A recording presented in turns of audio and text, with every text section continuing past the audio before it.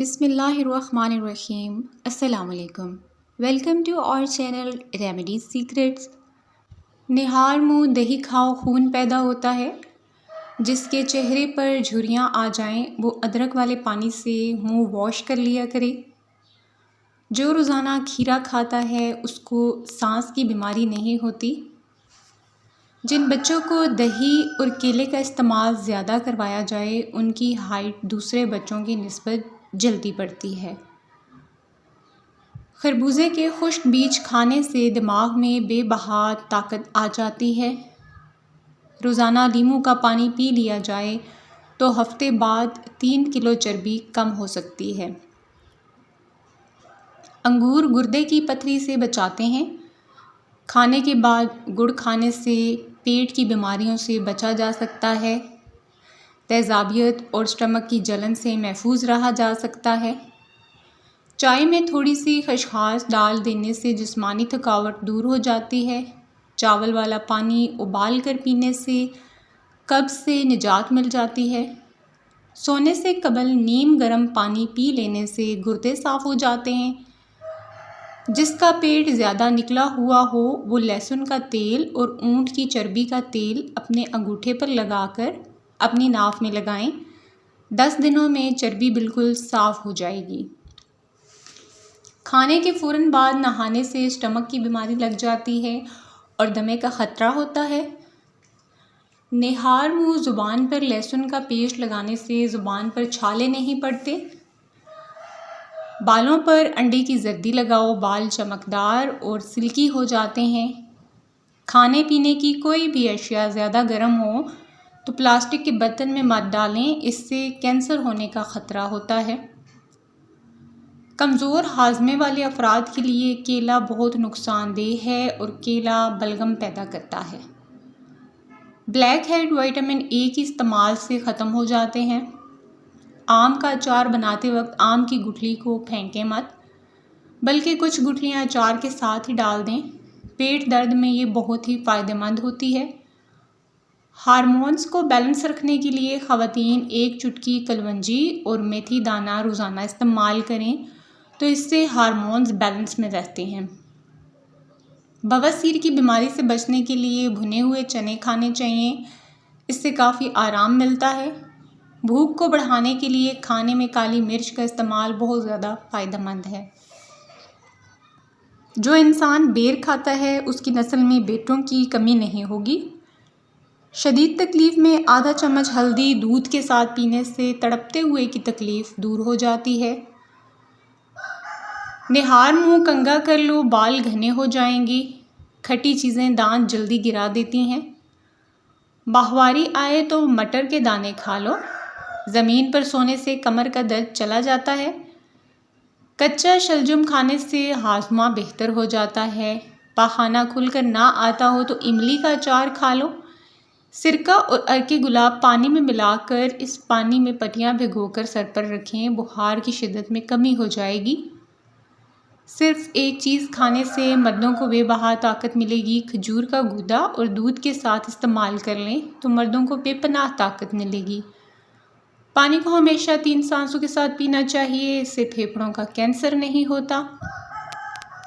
अगर ज़्यादा वज़न उठाने या खींचने की सूरत में पट्टों में खिंचाव पड़ जाए तो हल्दी दूध में डालकर पीने से आराम आ जाता है।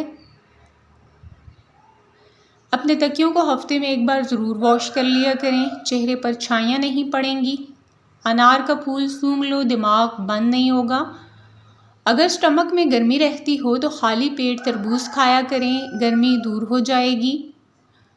जो औरतें अपने बालों में कद्दू का तेल लगाती हैं उनका दिमाग तेज़ हो जाता है।